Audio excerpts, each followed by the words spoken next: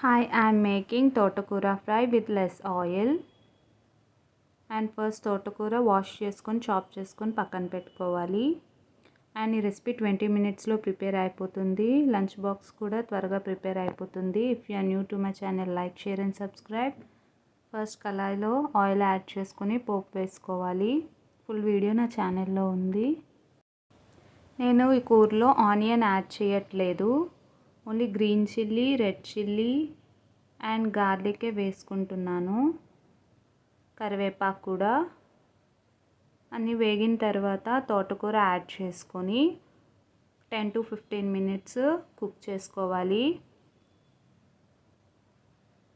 కూర ఉడకకపోతే కొంచెం water add చేసుకొని ఉడికించుకోవాలి. ఒక 10 మినిట్స్ కుక్ అయిన తర్వాత సాల్ట్, కారం, ధనియాల పొడి యాడ్ చేసుకొని కుక్ చేసుకోవాలి వాటర్ అంతా ఆవిరైనంత వరకు.